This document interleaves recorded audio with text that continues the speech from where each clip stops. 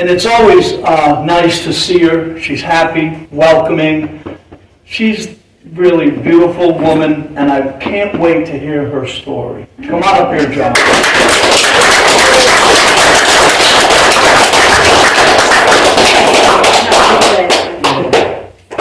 Thank you. I'm excited. Hi, y'all. I'm Joan. I'm an alcoholic. What a nice welcome.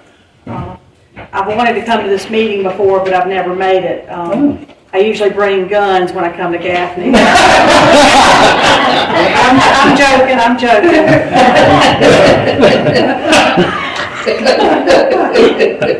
I'm from Spartanburg, born and raised, and Gaffney has a tough reputation in Spartanburg, but it's not well earned.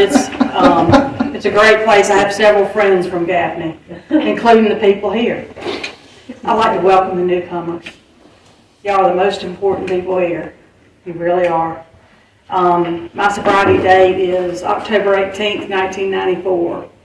I've been real lucky to have come into AA and stayed because of people like the people in these rooms tonight. I grew up, I'm the youngest of 8 children. We were Catholic, and I have a twin sister, and 2 of my brothers are twins, and it's a big family. And my parents they were Yankees. They're deceased now, but they were from up north. And Dad came down here for his job. Dad and Mom came down. He worked for Union Camp, opened the box plant in Spartanburg. And so we were Catholic. We were a big family. We were part Yankees.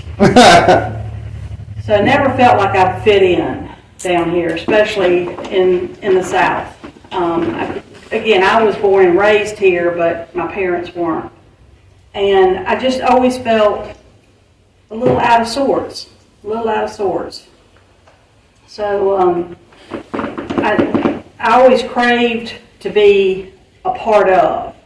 And I'm going to jump ahead now for a minute.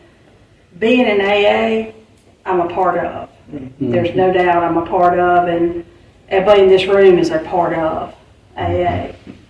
And anyway, so my parents were both alcoholics. 4 of my uncles are alcoholics, and so it's not surprising that I might be an alcoholic. Am an alcoholic. I don't blame my parents. I'm an alcoholic. I take full responsibility, but I'm in recovery, which I'm so grateful to be in recovery.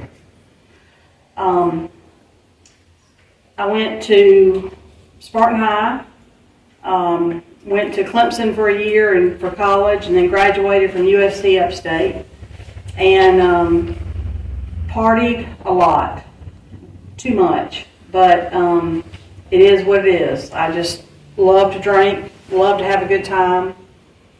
I'll tell you a quick drunk story, and then we'll move on to recovery.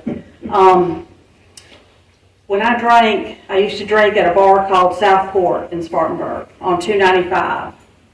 And I was there with a lot of friends one night, and we were drinking beer and chasing it with tequila. And I know I cringe when I hear that now, but I did it. And I was thrilled to be doing it at that time. Anyway, we were all drinking, having a good time, and then I decided I needed to go home. So I was one of those people that drank and drove, unfortunately, but I did. I have to admit that I did that. And I left Southport, and I was very, very drunk, and I got pulled over by at that time it was a public safety officer. And he looked to be about 21 years old, very young guy. And he pulled me over, and I had beer in my back seat, long neck natural lights in my back seat from steeplechase that had been like the week before. And for some reason, and this is so weird, but I felt like I was watching myself from above. It's called dissociative something. But Anyway, I think I remember everything that happened. I got out of my car, and I had my checkbook with me. I don't know why, but I had my checkbook with me. And I got out of my car, and he's like, go back in your car. And he started asking me questions. He said, Miss Grimes, what year is your car? What year is your car? And I said, 1982. And he said, okay, that's good, that's right. He said, what kind of car are you driving? And I said, at this point I'm getting pissed off. This is the tequila speaking to me. I was getting mad because he's asking me all these questions. I said, I'm driving a Honda Celica. He said, a Honda Celica. I said, a Honda Celica. He said, one more time, what are you driving? And I said, a Honda Accord.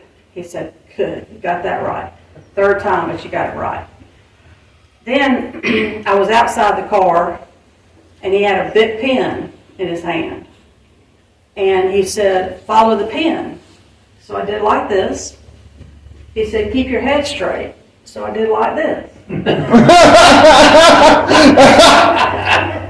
So then, and I swear on my parents' grave, this happened. He said, for some reason, I thought the big pen was a breathalyzer. So I go to lean toward to either suck or blow, I'm not sure which, to show this young fella how sober I was. Before I actually put it in my mouth, I looked at him, I looked up. His eyes were about this big, and he just took a step back, and he said, Miss Grimes, I think you need to go home. He did not take me to jail. He did not give me a warning. And this, truth to be told, he got in his car before I got back in my car, which I've never heard of that before. Never. When I want to exaggerate, I say he got a wheel going out, leaving, but he didn't. He didn't. He left, and what did I do? I went back to Southport because my nerves were shot. I needed a drink. And I just couldn't believe, I was indignant that this guy thought I was so drunk. And I was like, I am as sober as a judge. I was telling my friends in Southport about this. And now, is that funny? Yeah, it's funny. But was I driving drunk? Yeah, I was. I could have killed myself. I could have killed other people, could have killed children, grandchildren.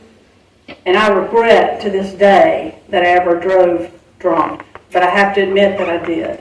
And I did.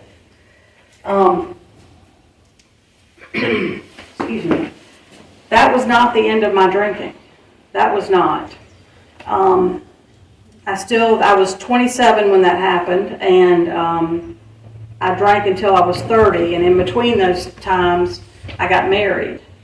And I married a great non-drinker, and he was my designated driver. and that, I mean, I loved him. I loved my husband, but he was a designated driver. And I was best friends with his sister, and we used to drink all the time. And he would always understand when I was out with my group of friends, and I would call him and I'd say, honey, I'm coming home in the next 20 minutes. And that was at 6 o'clock, and I would still be at the bar at 10 o'clock. And he ran out of patience. He really did. And I don't blame him. He was a good guy. He's deceased now. He died last year. But we were married a little over 3 years until my drinking took its toll on our marriage and on him. And he divorced me. And I got divorced when I was 30, and I came in to the rooms when I was 30. And I got divorced. It was final in like May of that year. And then I drank very heavily and did the majority of my drinking between May and September. and then I came into the rooms in October. I went to treatment. I went to charter for about 3 weeks, and it's a funny story. I went there, and they did an evaluation on me, and they said, "We've got a bed for you." And I said, "Oh no, I'm not staying here." I said, "They're drug addicts and alcoholics, and I'm not staying here." I can't believe these people didn't laugh in my face, but they didn't. So they checked me out against medical advice.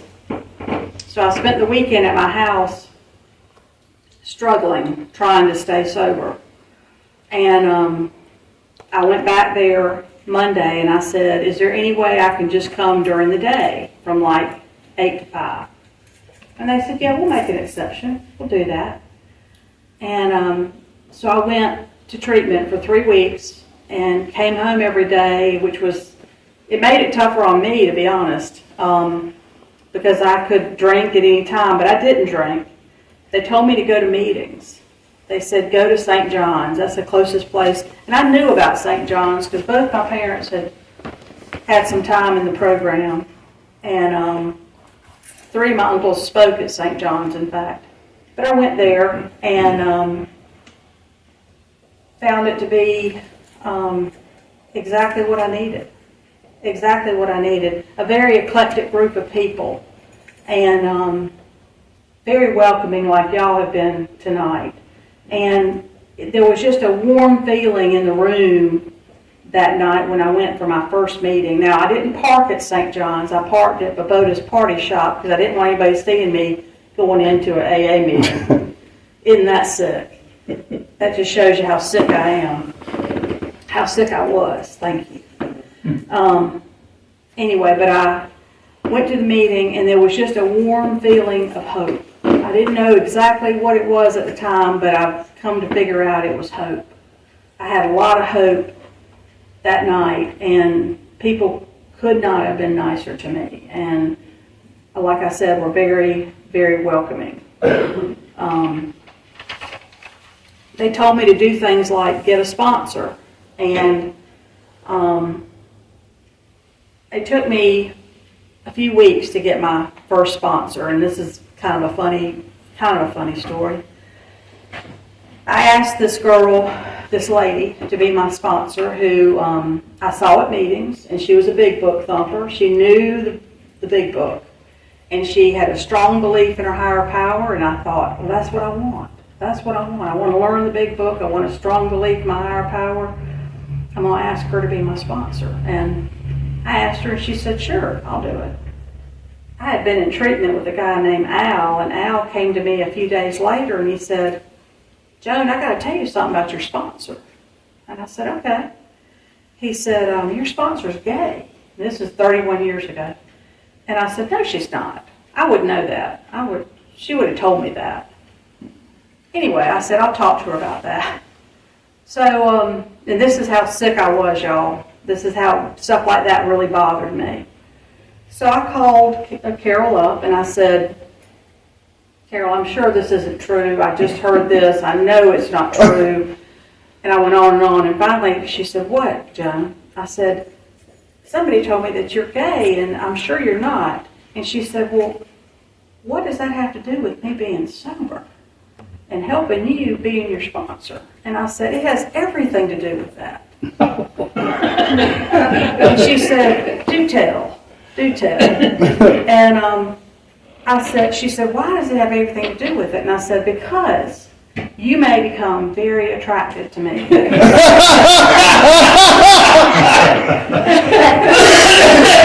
And she said, "Joan, let me put your mind to rest." She said, "I would never, ever become attracted to you." And my first thought was, well, that's wonderful. And then my next thought was, well, why not?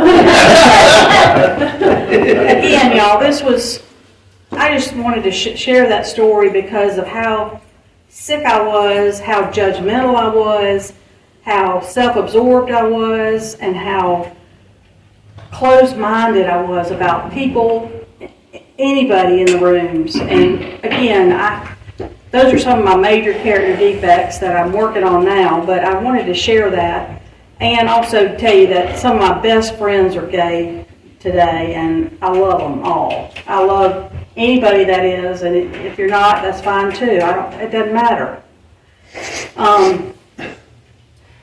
In treatment, they told me about trying to get a home group, and I thought people were going to come to my house. I didn't understand home group. Finally, somebody explained it. I said, no, it's just the group that you belong to. So I picked St. John's, and early recovery was tough. It was very tough. I made a lot of friends in AA, and I was, to be honest, I'm a little shy. Might not seem like it right now, but I didn't know how to make small talk conversations. And when I came into the rooms, Susan Smith had just drowned her 2 boys, and it was all over the news, and it was something we could all talk about.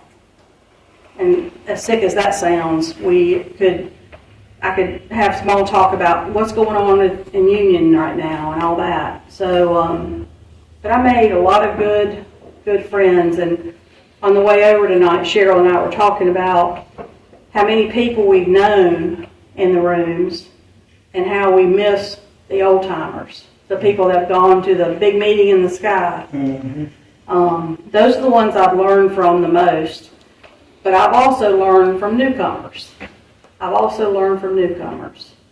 But early recovery is tough, but it's doable, especially if you're willing to come to meetings.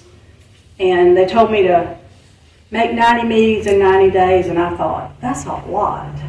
And they said, well, did you drink like that? And I was like, well, yeah, I did. I put a lot of effort into my drinking. They said, put at least half that effort into staying sober. And I did, and it worked out. I started going to a lot of meetings at St. John's. We called it the Hour of Power, 6 o'clock meetings. And I used to go, before I came into recovery, I spent happy hour at a bar. And this was my new happy hour. And it was a wonderful happy hour. And then usually we go out for coffee or for dinner or whatever after the meeting, a couple times a week. And that was a good way to meet people. It was that meeting after the meeting that you hear about. So one thing I wanted to talk about a little bit was my higher power. When I first heard higher power, I wasn't sure what that meant in the rooms.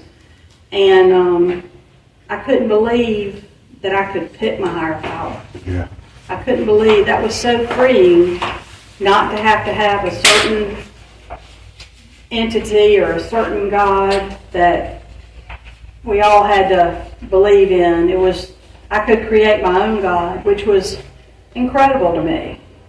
And I grew up Catholic, like I mentioned, and nothing against Catholicism at all, but I just grew up with what I thought was a punishing God, and I don't have that anymore. I have a welcoming God and a loving God, and someone who I talk to 1,000,000 times a day.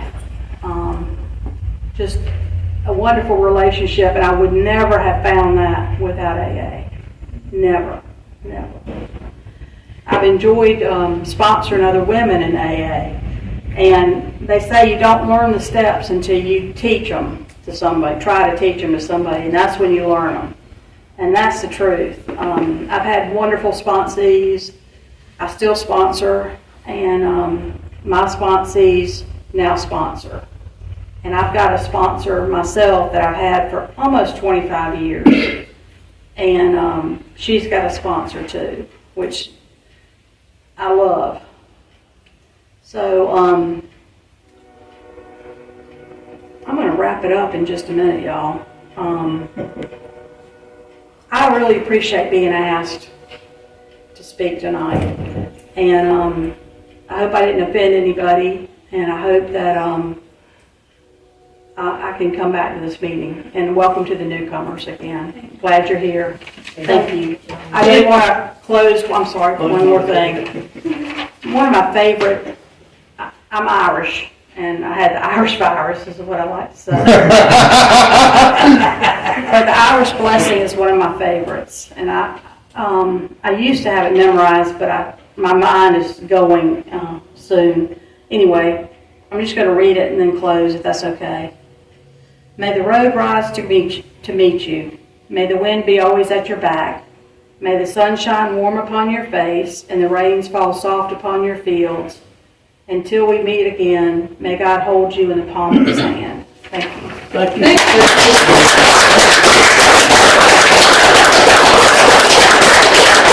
Thank you.